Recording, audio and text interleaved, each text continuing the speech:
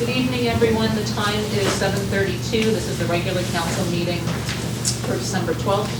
Clerk, can you please do a roll call? Councilwoman Aaron? Here. Mayor Pro Tem Bliss? Here. Councilman Fleming? Here.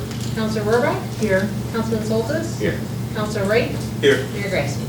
Thank you. The invocation and pledge this evening will be led by Councilor Wright. Ask you to stand if you are able. All right, everyone could bow their head and close their eyes. Gracious Lord, we come to you today asking that you put your hands on this meeting, on our community. We pray that you would allow us to remember to be humble with each other, to be patient with each other, to collaborate with one another, and work towards the goal of making this a better community for all. Amen. Pledge allegiance to the flag of the United States of America and to the republic for which it stands, one nation, under God, indivisible, with liberty and justice for all. First up, as approval of the agenda, are there any additions or deletions this evening? Your Honor, Yes. I move that we add to the consent agenda resolution from the city to support the DNR Spark grant. All right, we'll put that under as 5B under the consent agenda. Yes. All right, is there support? Your Honor. Support.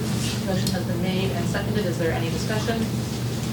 Seeing none, all in favor, please signify by saying aye. Aye. Those against say no. It has been added. Are there any other additions or deletions? All right, seeing none, we're going to move to public hearing. First up is the special approval request for PSP 22-10-32751 Concord Drive gasoline service station. Special approval has been requested for 32751 Concord Drive for a gas station, convenience store, and drive-through restaurant. This former Steak and Shake site is zoned B3 General Business. Special approval is required for gas stations in the B3 General Business District, while convenience stores and drive-through restaurants are not. Gas stations are also subject to Section 10.3192 Use-Specific Standards. The staff has concerns regarding the proliferation of auto-related uses throughout the city. However, this site's proximity to I-75 14-mile road interchange makes it conducive for this use. This project would also allow for the redevelopment and reuse of a vacant commercial building and bring the site into conformance with zoning ordinance standards. This project also introduces modern best practices such as reduced impervious surface, increased green belt, interior landscaping, and electric vehicle charging stations. If City Council chooses to grant this special approval, staff recommends the following conditions be satisfied upon submittal of the site plan application. A minimum of 25 out of the existing 83 parking spaces be removed and replaced with green belt and interior landscaping. A minimum of 4 electric vehicle charging stations should be provided. A maximum of 6 fueling pumps, that's 12 fueling stations, shall be permitted with any future modification of the gas station site that increases the number of pumps, requiring special approval per the zoning ordinance. The pedestrian connections on Concord Drive and Barrington Street shall be improved with an alternative paving material where they cross vehicular drive aisles. The material shall differ from the remainder of the drive aisle and shall not simply consist of a painted surface. The building elevation shall be substantially consistent with the renderings provided. The applicant shall be able to work with the CED department to develop alternative elevations that meet the spirit of the renderings. The gas station, convenience store, and restaurant shall not operate past midnight, and the use shall comply with all use-specific standards of the Section 10.3192, exclusive of item C. After the public hearing and discussion, City Council may take action on the requested special use. Any motion shall include concise findings based on special approval review standards and criteria as outlined in Section 10.2014, and the applicant is present here today. All right, thank you. So I'm going to open the meeting to the public. This is the opportunity for the public to speak specifically about the special approval. There will be time later to talk about other things, but right now, if anyone in the public wishes to speak specifically about the special approval, I ask that you come to the podium.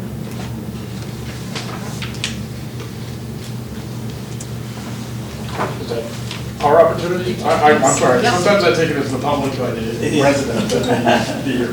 Thank you.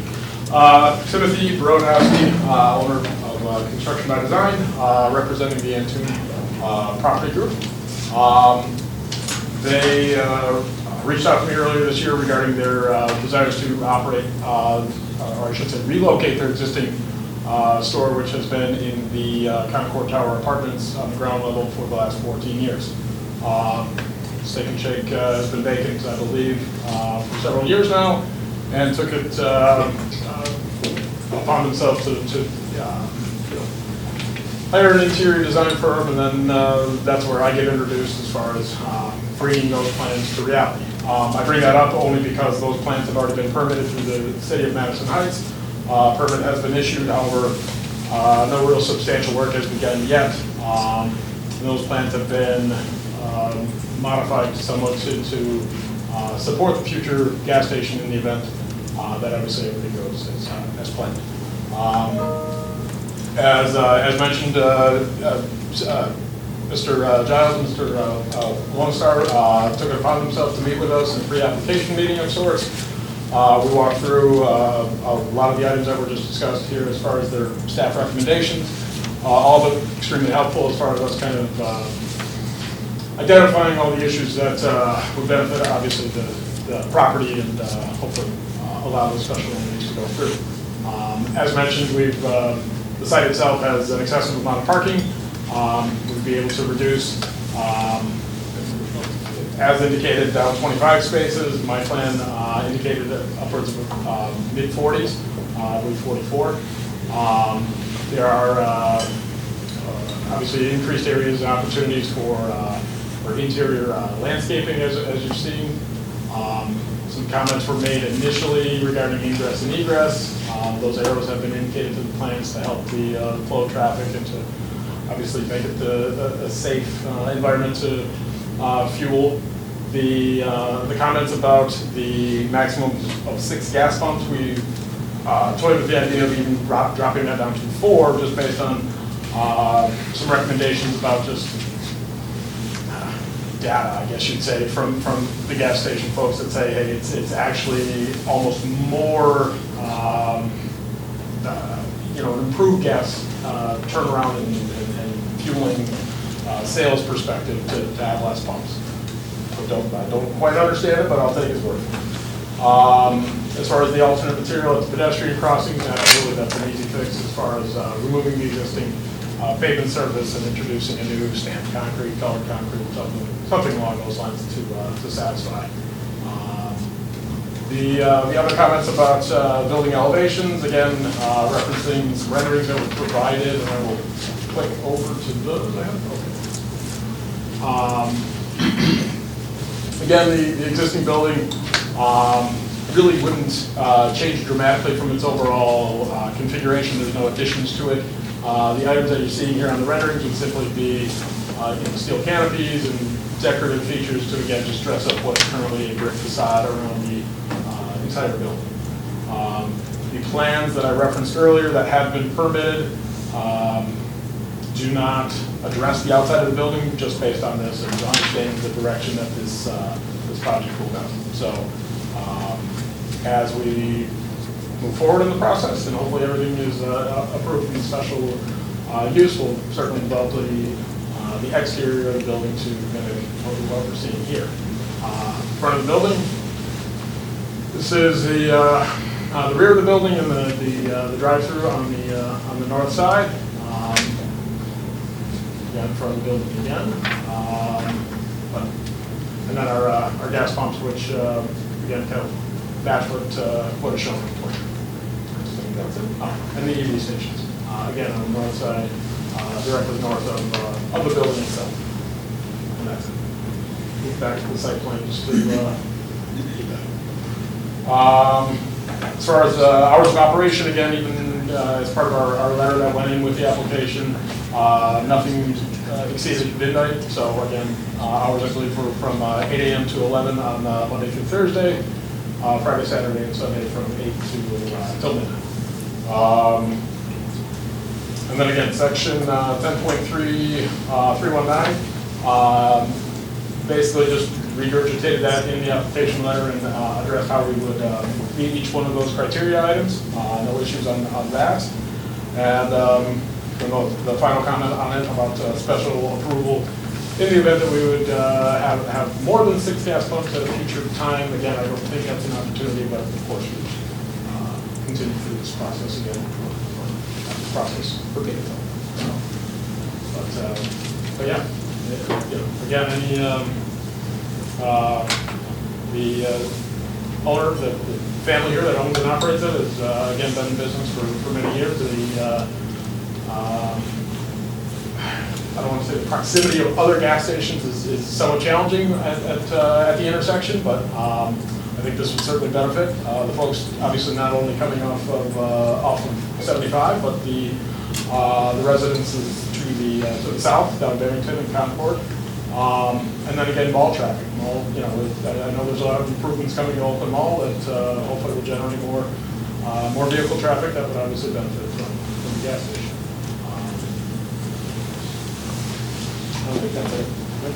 That's it on all the items. But, and obviously the EV parking that was mentioned. I think in the special use application, I did kind of a Google search for the nearest ones, and I think 3 to 5 miles were the nearest ones from the intersection.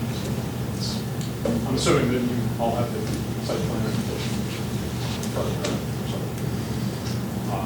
But yeah, look forward to comments. Thank you. Is there anyone else who wishes to speak regarding the special approval? All right, seeing no one, I'm going to close the public hearing portion and ask what is the wish of council? Or to put a motion forward so that we can discuss and then go on. Your Honor, Yes. I move that council approves PSP 22-10 with conditions based on findings listed within the staff report. Thank you. Is there support? Your Honor, all support. The motion has been made and seconded. Is there any discussion? Your Honor. So for our staff members, what's the environmental impact? I know that we've had older gas tanks leak. Is there new technology where that's not going to be a problem in the future, 10, 20 years, 30 years down the road? Thank you, Your Honor. They would have to go through a full environmental review, engineering review rather, as part of this process. They go through site plan, preliminary site plan, and then submit full engineering plans. And our engineer would review it based on Oakland County standards. I do believe they've been working with an oil consultant who might be, I don't know, he's here. Corrigan Mechanical. Corrigan, yeah, might be able to better answer some questions related to the specific details of the environmental issue, but just know that we do go through full engineering review and have our engineer look at and inspect things that would relate to that. So the tanks that were leaking before, I think by the down the other lot, and so what type of material, can they answer what type of material that they're going to use now to prevent that? Sure, I would defer to the applicant, the consultant here. Hello, Chris Conklin from Corrigan Mechanical Contractors. I was a builder for 22 years and an inspector for the state of Michigan for LoRa, licensing and regulatory administration. All tanks now are a double wall. All product lines are double wall. Double wall? Double wall. There's the primary line, it's mostly flexible piping and fiberglass, and then there's a secondary line, which is interstitially monitored via 208 sensors, different sensors, liquid sensors. What you're talking about over there, that was a single wall steel tank. I believe it was a SCP-3 tank, which was a older steel tank, and it was probably cathodically protected, and they last probably 20 to 30 years. And then as time goes on, there's different things that put to them to try to keep them good. But the new technology is double wall, the tanks are double wall. They fall in line with California and Florida. They're the most strict regulatory administration as far as tanks go. Everything's sensors, everything's contained. Back in the day it was single wall fiberglass or single wall steel, back in the late 80s, early 90s, but everything's double wall. The containment sumps for the dispensers they also have monitors and sensors. The actual motors, the submersible motors, they have sensors. Everything's shut off automatically via the monitoring system, the TLS system. So it's a closed system now. It's like a circuitry system. Everything's closed and monitored. In your estimation, or what does the manufacturer say that the life of that tank is? 30 to 40 years. 30 to 40. 30 to 40 years. I think it's warranty for 30 years, basically. The tanks themselves and the product lines, mostly they're flexible piping, come on a roll, they're double wall. But back in the day, you still could put fiberglass, double wall fiberglass lines in. So did they do some type of plan if they're in business for 30 years down the road? What do you mean? You said that the tanks are good for 30 years, right? They're warranted for 30 years. There's tanks in the ground that have been in for 30, 40 years, single wall steel tanks, single wall fiberglass tanks that are still in the ground that are good. It's just how you maintain them. It's maintaining a system is everything. You can have a tank, steel tank, as long as you have cathodic protection for that steel tank, it can last, not indefinitely, but with parameters 30 to 40 years just for steel. But they're double wall fiberglass now. Everything's contained, everything's double wall. So in terms of, you said maintain, from what you've seen, that their plan is what you agree with their maintenance? Yes, 100%. Plus, the state of Michigan, Laura, licensing and, I lost my train of thought. Yeah, thank you. I was an inspector for 15 years. They control the gas stations, and there's every yearly testing, there's 3 years testing, there's triennial inspections through the state of Michigan. It's heavily monitored. And they will have to show what they have every 6 months, every year. And there's a Class A and B program, which it's a third party that comes in, which we would do that. And every quarter, we come and check the facility, check to see the leaks, check to see the sensors are working, check to see the spill containment, if that's working correctly. It's heavily regulated by the state of Michigan. And if you do approve this preliminary, I'll submit a plan review to the state, and then there'll be certain things they need, but it's all city water, it's a contained system, it's a good system, it's really good. Thank you. I'm very comfortable about it. Okay, please. I have a question. Yes, ma'am. So you may not know this, but our post-use of so they're in business. I wish you many long years of business, but let's say they're in business for 5 years, right? It shuts down. Is that site then permanently a gas station site, or can a former gas station site be environmentally safe to be used as a different type of? Yes, and it has been done in the past. And yes, the way the system's run, you could temporarily close the tank, or you can close the tank in place, or you could pull the tanks out of the ground.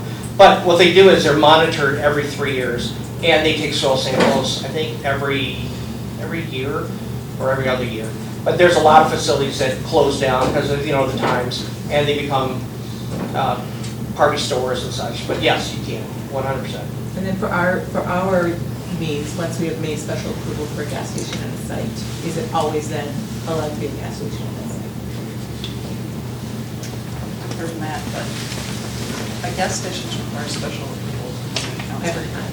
Sorry, could you repeat that question? So anytime, if we give special approval for a gas station site, at this new site, down the road, if somebody else wants to come on, if they are a gas station, do they get grandfathered in to that special approval? They would typically runs with the land, special use approval runs with the land, unless they're significantly changing the scope or the intensity of the use. That's why we wrote that condition, a recommended condition, whereas if this intensity of this gas station is changing, if they're increasing the number of pumps, if they want to expand past the hours of operation of midnight, they would have to come back to you for new approval. But typically, special approval, as long as it's compatible and complying with what was originally approved, it runs with the land.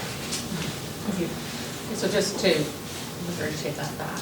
So if we approve this with the set hours and the 6 pumps, and then 5 or 10 years down the road, they sell it, the new owner has to keep those hours or less, and the same number of pumps or less, and if they want to make changes, then we need to approve it. Correct. Any new owner of the gas station, if they, we hope you stay a while, but if a new owner comes, they would have to comply with the conditions that are listed in the special use approval, or else they would have to come back and seek new approval and they would have to seek new approval under any new zoning ordinance standards that we would have at the time if we do have new standards that we get.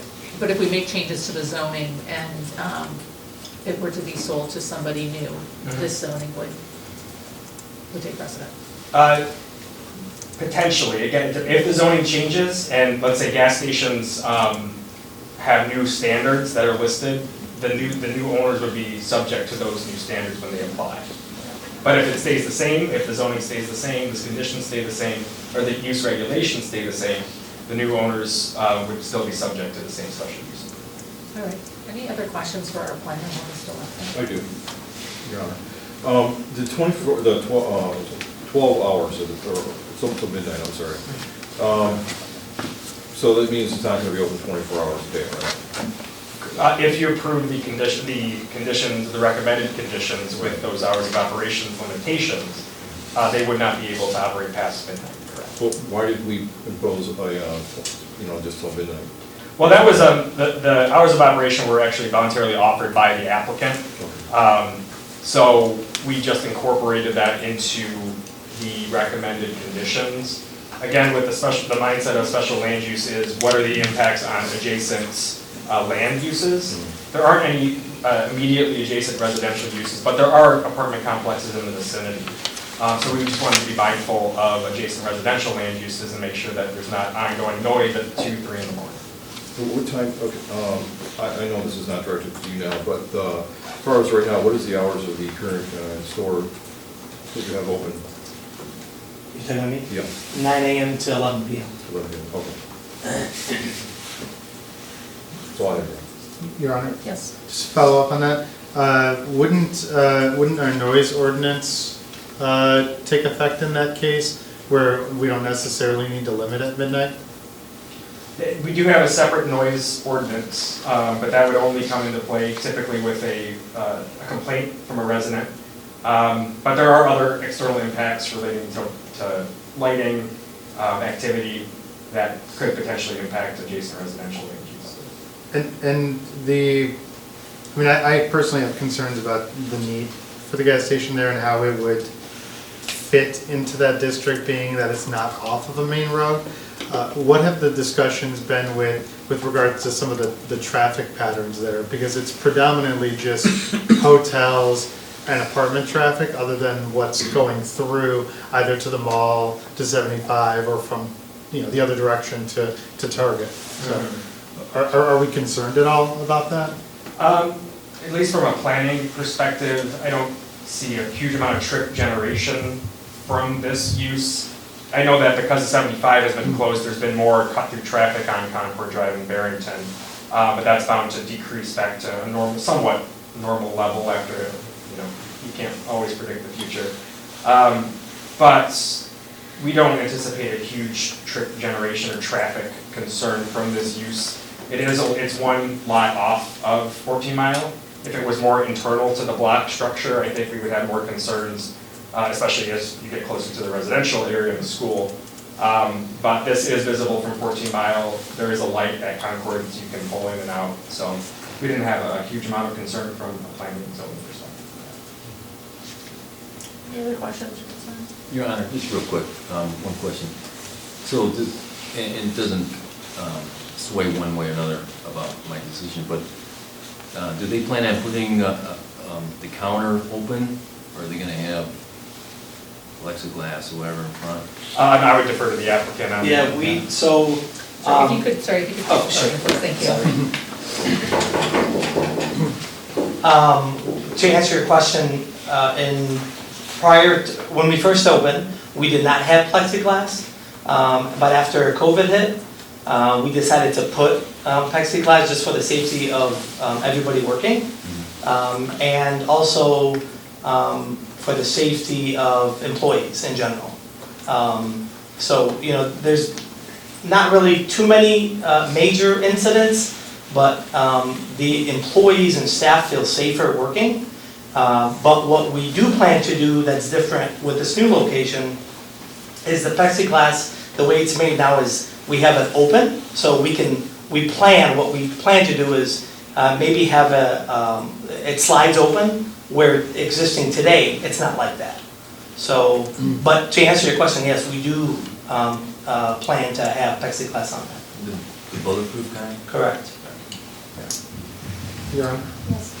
I have a few questions. On the EV stations, how much time is free before it starts charging?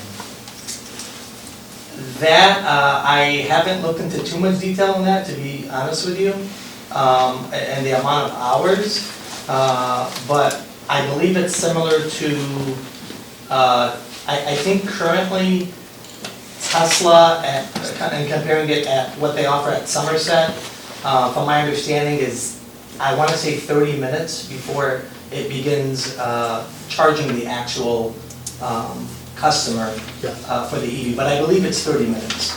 Okay, and then, so for me, I'm kind of weighing my concerns for, the need for the gas station there and how it'll affect with some of the added benefits of what you're putting in. So bear with me here. The Crispy Crunchy Chicken is the restaurant that's coming in? That's our plan, yes. Tentatively. That seems, well, from my research, like more of a grab and go. Is there going to be any indoor or outdoor dining? There will not be. There will not be. It is a grab and go concept. Okay. Even with all the apartments around and the potential for walkability? So one of the things we were thinking about is having, where the island currently is, we were thinking about having some type of sitting from in that area, but it never really came up in discussion. And to be honest with you, we didn't know what the rules and regulations were, like as far as like the city goes. But just to give you an example, there was a station, that BP gas station on 13 in Ryan that currently got renovated. And they added a sit down for like their customers, which was an idea that we had. We would like to do that, and I believe we have the space to do that. But it wasn't something that we thought about immediately. We kind of wanted to see, how our business is and how things are coming through. But we do have a lot of foot traffic, like you said, a lot of residential. Yes. So we would like to give them that opportunity if we can. Okay, and I'm sure our planning can sync up too, because we do allow for outdoor seating. Sure. And that, for me, I'm not a huge fan of bringing in the gas station, but if we're talking putting in a restaurant there with EV charging stations and the ability for those residents because I for a little while lived in the Concord apartments, and so I can imagine that, those residents walking over, or even people who might want to do some shopping at Micro Center or stop in there, Sure. charge their vehicle before they go to the mall. So for me personally, I think that would be a big benefit, and something I'm sure that Mayor Grafstein has on her list, but I have it on mine as well, so I beat you to it. Bike racks. I know we have a minimum standard. I don't know what the plans are for putting in, but in a similar assumption with all of the apartment and the residential around that, I would imagine that could be a pretty good destination for people to ride their bike to. I believe Like right there, it shows in the plan. And how many? I believe 6, maybe 4. I have to double check, but. Space for 6 or 4 bikes. Correct. Yes. Okay. That's it for now, for me. Thank you. All right, thank you. Anyone else have questions for the owner, applicant? All right, so, I have a couple. So you've been there for 14 years. Yes. And you want to expand. Yes. And then what's the reasoning with the gas station? You've Um, been successful without one. What's that? You've been successful without a gas station. We have. Yeah, so the reasoning, so we've been in business for 14 years at our current location, and we've been in the convenience store business for over 30 years. But a gas station is we think is a new venture for us. We haven't owned a gas station before, but we have a lot of family that does have them. And we believe that because our location we think that it's unique based on where we're located. We think that we could drive more traffic, especially from our current location, because we're located under the apartments. We're more visible to Micro Center, we're more visible to 14 Mile. So, that is something that, a venture that we want to take on as a family, to get into. So we believe that that's why we had interest in adding a fuel there. So it's, what's the family dynamic? As far as You what? keep talking about the family business, just it's you and your parents, your siblings? Yep, so it's myself, my father, my mother, my brother Alan, and my other sister. Okay. We do have, we also have a few employees, and one thing that we like to ensure is our employees are coming from within where we live. So we have a few employees from the towers. All right, thank you. I wish you a lot of luck. Thank you very much, we appreciate it. Are there any other questions? You can sit, thank you for any other comments, discussion from? Your Honor? Yes.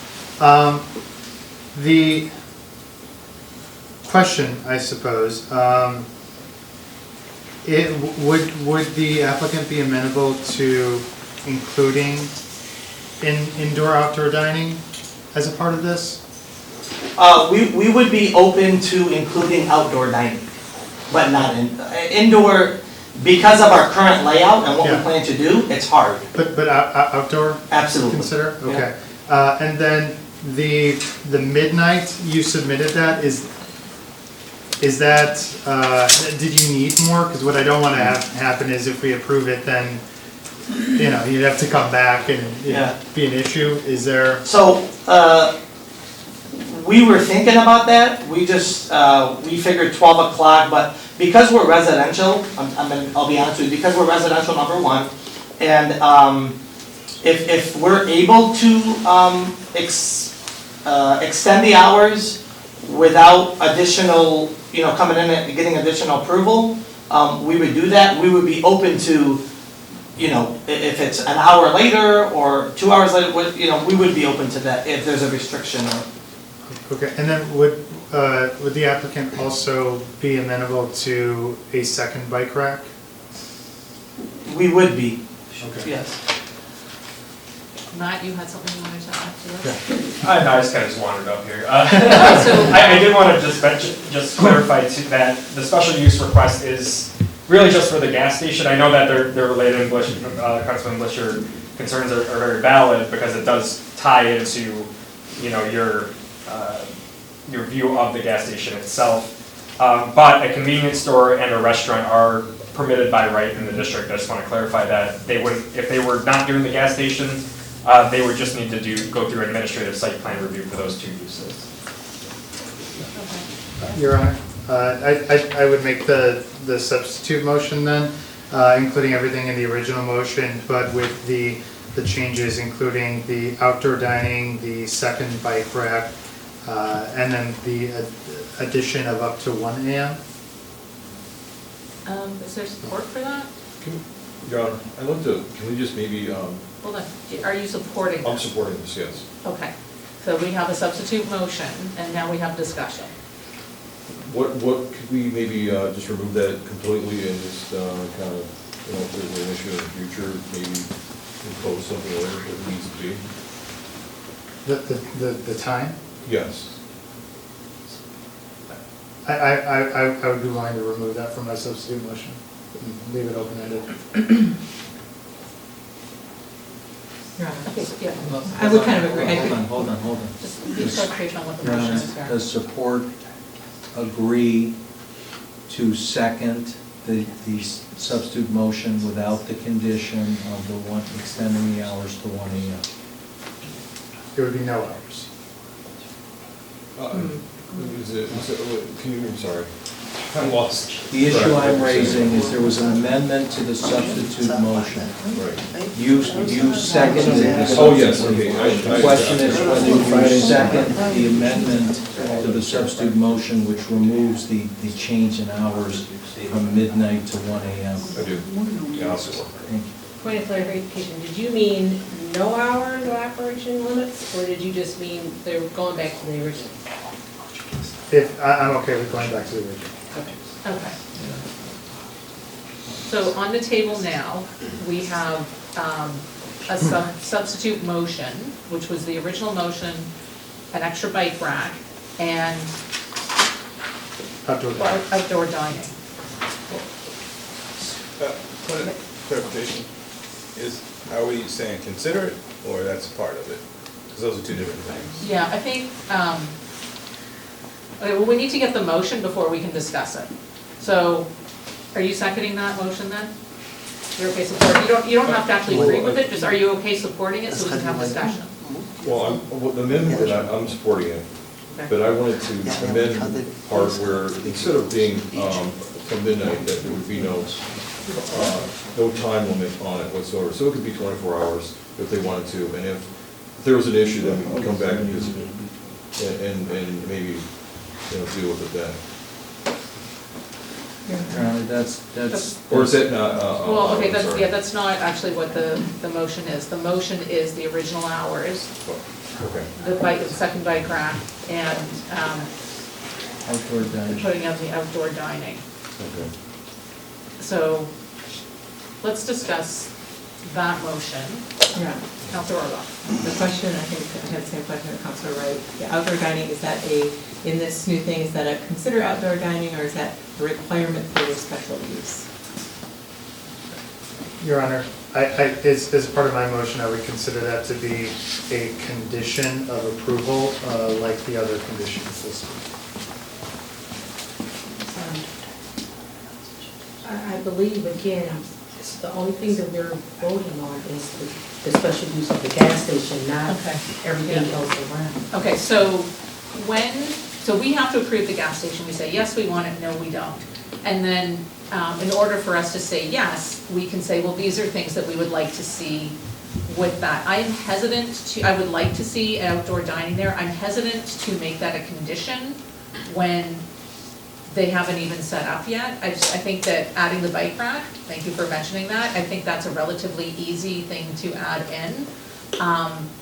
I don't want to tell them you have to put in outdoor dining. However, they set up, they're in business for a couple of years and they say now we'd like to expand to outdoor dining. But I don't want to make that a condition when they're just starting out, they seem to be taking on something new. So I will be voting no to the substitute because I don't want to force them to put in the patio. I'm concerned about forcing them to do that, even though I'd like to see it. If there's a way we can say we, I would actually move it. yeah.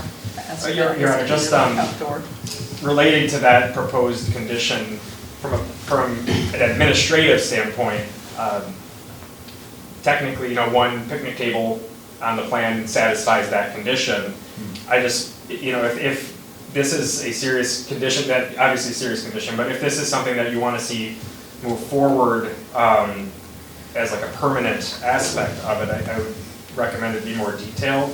But again, I do want to clarify that the gas station use is the special land use, and the applicant does have the ability administratively to show on a site plan outdoor dining. We have recent zoning text amendments that deal with that.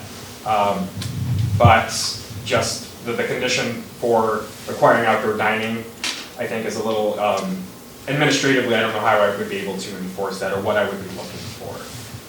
It sounds like if he puts a picnic table out that, then he's going to be compliant, but that's not really what Mr. Bliss is looking for. Your Honor. Yes.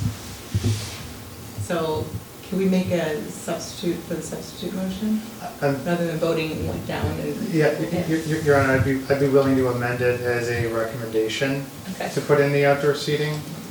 I definitely believe that it would be beneficial and it would help cut down on the amount of people that will grab that food and start eating it in their car as they're about to hit a massive traffic issue. So I think it's valuable, but I will amend it as a recommendation.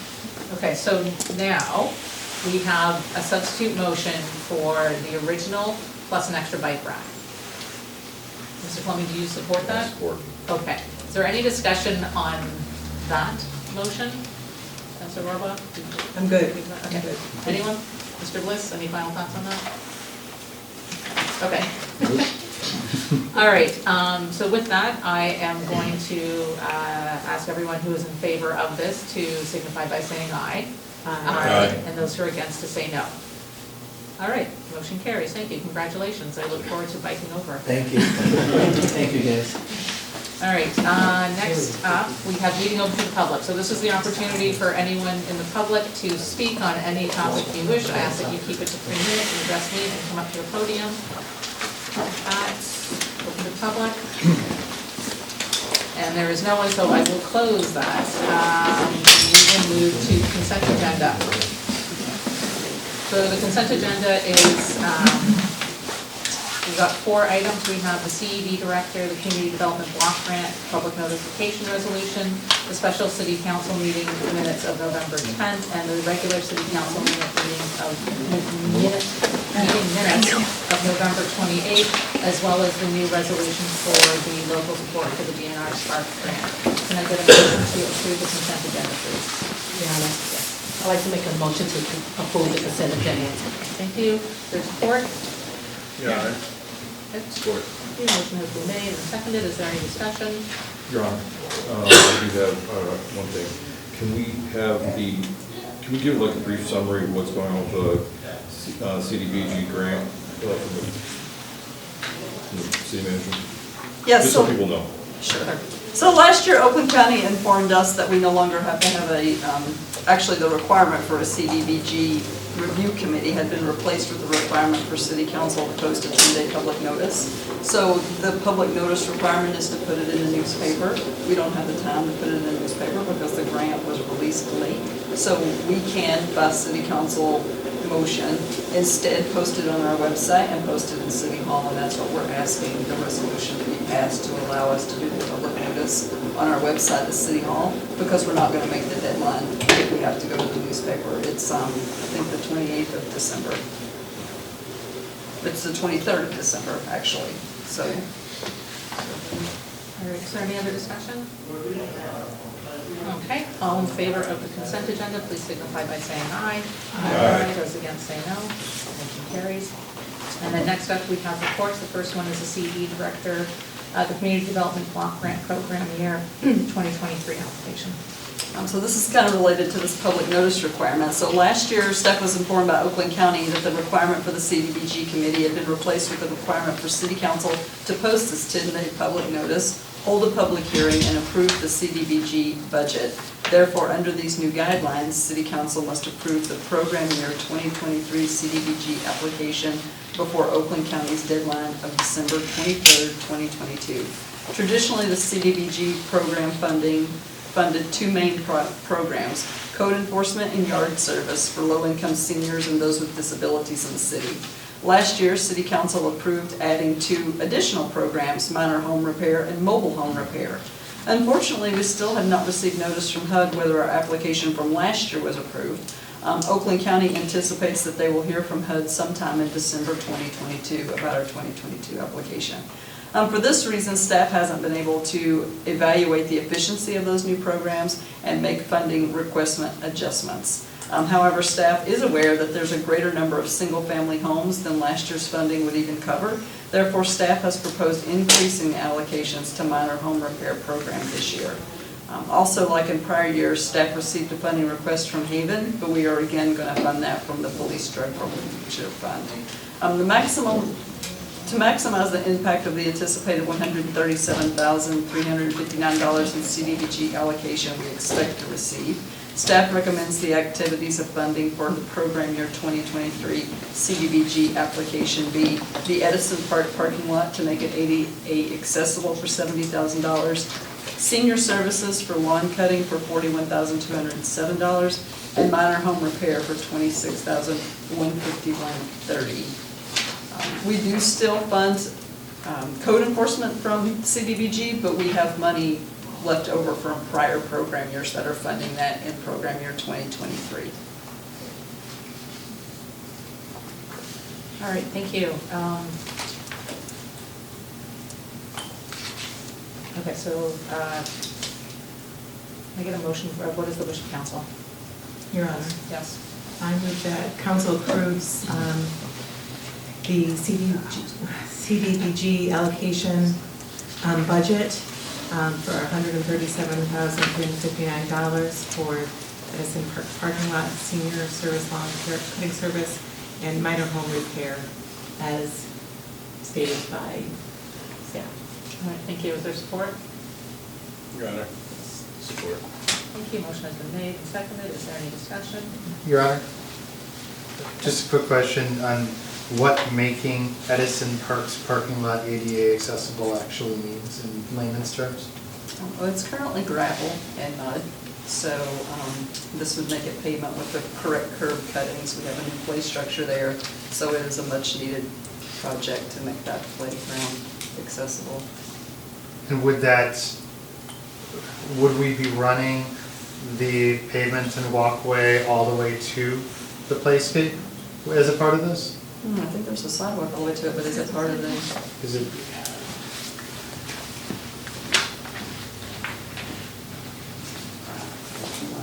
So we have $70,000 allocated. When I spoke with DPS, that's what they had given us a general cost breakdown of that. A pathway from that existing parking lot area that connects to the ADA compliant play structure is a part of it. So in general, yes, how that's going to look, I don't know if that's a separate sidewalk or path entirely, but yes, it'll be a path from the parking lot. Thank you. Thank you. Any other questions? All in favor, please signify by saying aye. Aye. Those yes say no. Motion carries. And then next up, the IT contractor, the budget amendment and purchase of security cameras. So this actually requires two motions from council. In the fiscal year 2023 through 2027 strategic plan, there were two action items included. One was, they were both related to security, but one was to renovate the city hall offices and increase security for elections by installing security cameras at the interior and exterior ballot drop boxes, and to also increase security of the city hall offices. Therefore, security cameras were discussed at the May ITAC meeting with a recommendation to go to Cisco Monarchy Equipment. BPI staff and the police department have reviewed all the possible locations in the new city hall design. This doesn't just cover city hall, it also covers the active adult center and the library. There's 21 camera locations. Those do cover also the election drop boxes, both interior and exterior. Cheryl has received a grant to cover the cost of those. It's about $1,260. Therefore, staff recommends that City Council approve a budget amendment for $18,561 to 101-228-982-000 for the purchase from CDW of 21 Cisco Monarchy security cameras with a licensed subscription. And this does require 5 votes of council to add this to the project. All right, so we need 2 motions, and for the budget amendment, we are going to need a supermajority of at least 5. So what is the wish of council? Your Honor? Yes. I move that we approve a budget amendment for $18,561 to account 101-228-982-0000. Thank you. Is there support? Yeah. I'll support. Thank you. Made and seconded. Is there any discussion? Seeing none, all in favor, please signify by saying aye. Aye. Those against say no. Motion carries. And the second motion? Your Honor? Yes. I move that we approve the purchase from CDW of 21 Cisco Meraki security cameras with licenses and the subscription. Support? Your Honor. Support. Made and seconded, is there any discussion? Your Honor, Yes. just really quick, when we discussed this with ITAC, we actually had 2 members of ITAC who had implemented these exact Cisco Meraki cameras and monitored them at very large companies. So these are good cameras, we should see a lot of benefit with them, and I think by law, and correct me if I'm wrong to the clerk, but I think by law, we have to have these cameras facing those drop boxes now, so. As soon as we move the drop backs from the north side to the west side, they have to be covered with cameras. Right now, the old one is grandfathered. And I believe, are we monitoring these at the PD? No, these are, well, they have the same similar setup, but these are going to be monitored with the ITech, Information Technology Department. So we're going to have cameras and things for that. Okay, and PD will have access to be able to pull that up? Yes. Okay, perfect. That's it, Your Honor. All right, thank you. Any other discussion? All in favor, please signify by saying aye. Aye. Those against say no. Motion carries. And finally, our bid award purchases for the fire chief, the purchase of fire gear, washer, and dryer. Appliances, including a new gear washer and dryer for Fire Station 2, were included in the Fire Station 2 construction project budget. However, the city staff consistently works to supplement our budget in all areas with grant funding. As such, in September, the fire department was notified that they were awarded the Assistance to Firefighter Grant for 2 gear washers and 2 gear dryers, which would be 1 for each station. This grant does require a 10% match. Staff requested bids for this equipment under the grant guidelines and received the best price of $48,446.44. Therefore, the grant will fund $44,042.22 of the total, with the remaining $4,402.22 funded by the construction project for the city, which is a 10% match. Staff recommends that City Council approve the purchase of 2 fire gear washers from Universal Laundry Machinery for $24,468 and 2 fire gear dryers for $23,805.82 from Ram Air Gear Dryer under the FEMA fiscal year 2021 AFG grant for a total of $48,273.82. Thank you. What is the wish of council? Your Honor. Yes. I'd like to make a motion that we take staff's recommendation to approve the purchase of fire gear, washer, and dryers under the FEMA fiscal year 2021 in the amount of $48,273.82. Is there support? Your Honor. Support. The motion has been made and seconded. Is there any discussion? Your Honor. Yes. One of the things that I got to do earlier was the fire ops training, which I know that all city council gets the opportunity to participate in.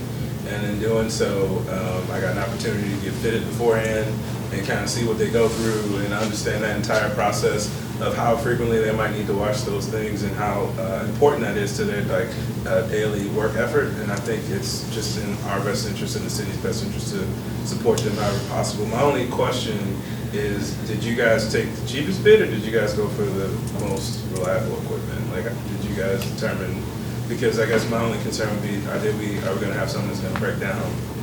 Because they don't make it like they used to, as they say. Actually, both bids that came in were the cheapest, 2 cheapest, and this is what we wanted to get, so. Okay. Our recommendations came back and they were both the lowest bids. Perfect. Any other discussion? Your Honor. You couldn't use that wash and dryer in the new place that opened up? Oh, yeah, sure. Deal. No, we couldn't. We couldn't. Appreciate that. Appreciate it. Your Honor. I just want to congratulate staff as well. This is, 90% of this is being covered by a grant, so thank you to everybody who worked on that. Yeah, just to add, Fire Station 2 never had a gear washer or a gear dryer, so this will now add those 2 assets to Fire Station 2. Anything else? All right, all in favor, please signify by saying aye. Aye. Those against say no. Motion carries. Thank you. And with that, we conclude the regular meeting, and I invite closing comments, starting with Councilman Mayor.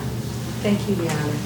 Well, I want to first, they're all gone now. I've never eaten crispy chicken, but I hear that it's chicken to die for. So I'm looking forward to that chicken place coming along. I can honestly say this weekend was a great weekend for me. I had the chance to officiate a wedding of two of my friends, and it was really nice to honestly see people really in love. So with that, I just want to say congratulations to the Hearts. And a lot of times we often hear people say, you know, if you want to know something, you have to go to the source. You can't just always take things at face value and run with it, because a lot of times you will judge a person or a company based on someone else's opinion. So I had heard some things about a place, and this Saturday I decided to stop by the motorcycle club on 11 Mile. And I had a conversation with the people that were there, with the ladies and the gentlemen that were there. And I want to first say I was welcomed and treated with ultimate respect. I was invited to come in, to sit down at the bar. I learned about their history. I learned of the origin of their name. I learned about their causes, and I discovered that they truly have a genuine love for this city and for the people that are in it. And people may not believe that, but that's what I found to be true. And despite of everything else that has been said about them. With that being said, as they have done for the last 20 years, they have did a coat drive and taken donations where they've helped families here, not in Madison Heights and Hazel Park. And just like with everything else with COVID, things slowed down a little bit, but they're back. And for the next 2 Saturdays, if anyone has any new or used coats, they're taking donations, and they're looking to help families in need throughout both cities, Madison Heights and Hazel Park. And then also, if you have not gotten a chance to get your children a picture with Santa, don't worry, Santa will be here in Madison Heights again this coming weekend. He'll be right on DeLong from 6 to 9 p.m. and the address is 1335 DeLong. And the admission to take a picture with Santa is only a can of food, and that food will go to the Madison Heights Pantry. So finally, I want to say Merry Christmas, Happy Hanukkah, Happy Kwanzaa, Happy Holidays to everyone. I pray that each of you have an awesome holiday season, and you enjoy your time off, you enjoy time with family and friends. You know, if you like me, work Monday through Friday. Monday will be here as soon as you lay your head down. So get as much rest as you can if you can, and I will see you all next year.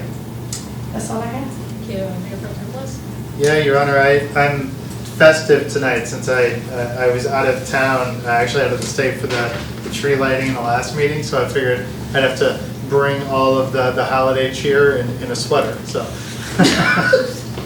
So I echo the sentiments of Councilwoman Aaron on wishing everybody Merry Christmas and Happy Holidays, and yeah, I'm glad that not so long ago, but in city's history, but at least long ago in our history, it was decided that we would only have one meeting in December because life gets really chaotic, and not just with us members of council, but the general public who would attend these meetings and all of our staff who conceivably will be taking some time off to be able to enjoy the holiday season. At that last meeting, I know we discussed the charter amendment, that revision committee. I would have concurred with Mayor Grafstein on the necessity of board experience, and when I personally will vote on appointment, I will definitely take that into consideration. I think it's not a very strong, it's not a positive talk track to have an idea that current board members are somehow unqualified to assist with the discussion and creation of language for a charter amendment because maybe they're not attorneys. I serve in a lot of boards, have nearly everyone since my time on council, and what I found, I mean, we've got a lot of professionals, we've got people with master's degrees, we have marketing executives, we just talked about the IT experience that led into the security cameras. I do agree that we need to take every application, you know, on its own and with, you know, the appropriate viewpoint and who's going to be best served to be able to be on that committee. But I think anybody that has already volunteered and has served in our boards and commissions, and not only do we know what to expect from them and their passion level, but they understand the inner workings of the city better than anybody from the outside could.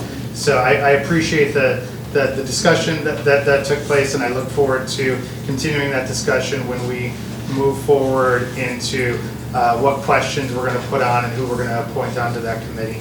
I want to bring something up here that I've talked with staff about, as well as the Historical Commission.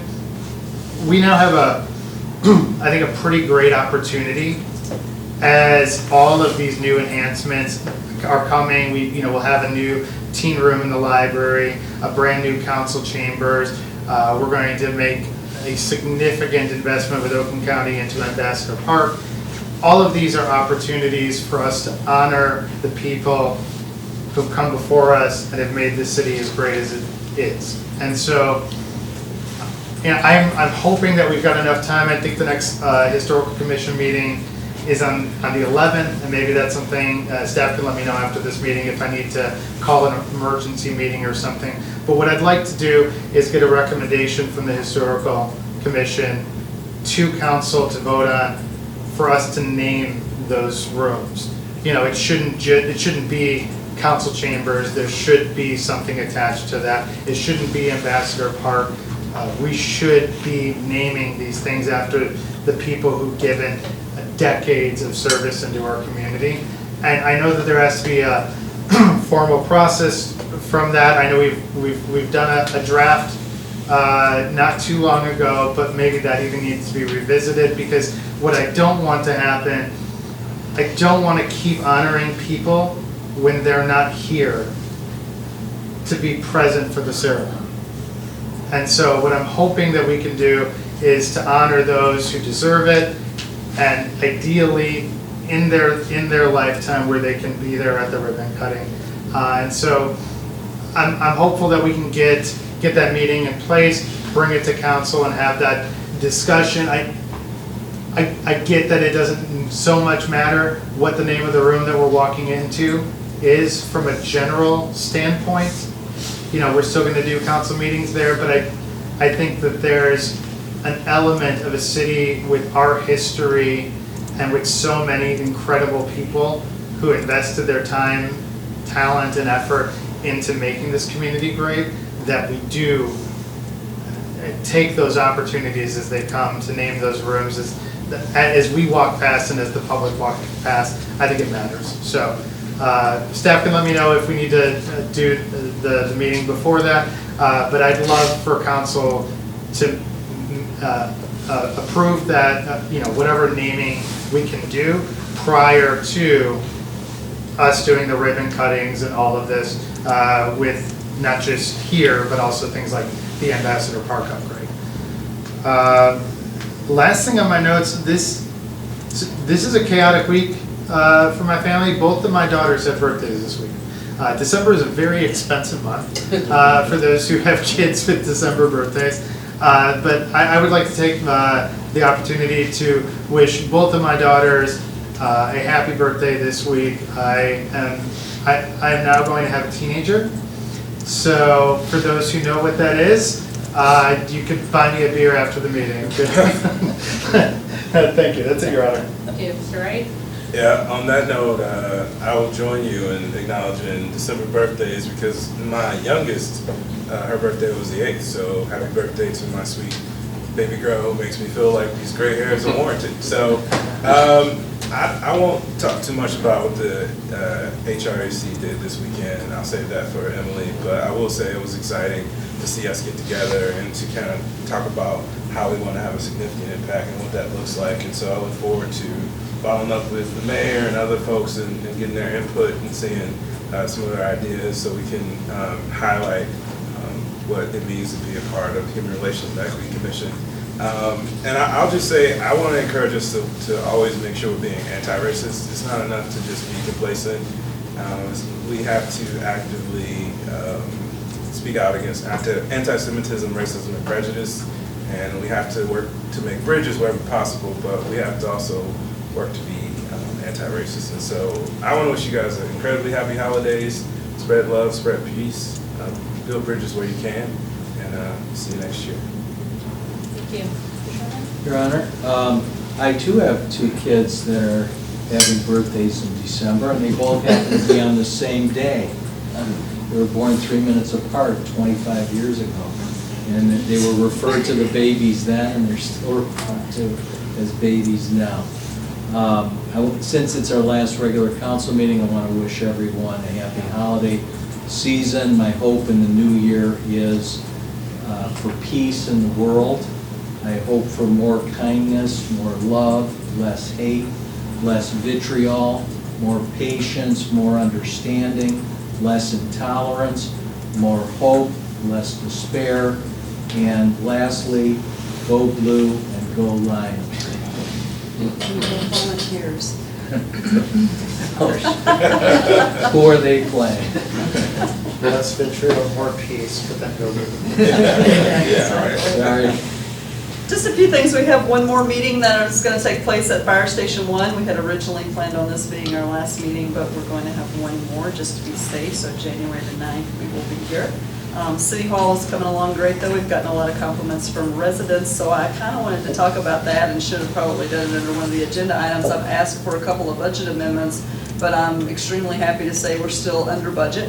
One of the things that I had the engineering team do after council approved everything was do some value engineering and remove $200,000 from the cost. So we had $200,000 to cover things like the security cameras and like some IT moves and stuff that were really unexpected because, you know, this isn't my first rodeo with a project and I know things unexpected come up. And I wanted to have money set aside for doing that. So that's been very successful. The project is going great. And we are working grants any opportunity that we get. So on that, we got a grant to renovate the library, and that was part of this project as well, and that will be starting in January. So this upcoming Friday is the last day that the library is going to be open to walk-in patrons. So we will be having curbside, and all the residents of Madison Heights that have a library card can go to any TL in the library and still get service. But to actually come to our location this Friday is the end unless you want to do curbside. So we will still have staff in the back on Brush Street entrance, so where the mural is painted. You can access services that way. I think that's it, other than happy holidays to everyone. Just want to wish everybody happy holidays. Happy holidays. We did, as Quinn mentioned, the HRC met on Saturday, and we had a great session discussing our work plan for the year. So really exciting opportunities coming up and things like that. Hasn't been approved yet, so we're going to do a special meeting for the next. I just did a doodle to try and figure out exactly when we're going to do that to final approve it, so we can get it to council. But just really, it's a real great group of people right now that are working hard together to, figure out how we can make those impact and do good work. So I'm excited to be sharing that with you all in January. Also, the same day that we were doing the HRC work, right after the Friends of the Library did a bake sale at the library, and it was successful. I went and loaded up, so I don't have to bake now. It's fantastic. It must have been the freezer, so it'll last for a couple of weeks. And so thank you to everyone in the community who contributed baked goods, and everybody from the Friends of the Library that came out and staffed that for the entire day. So that's all I've got. Happy holidays.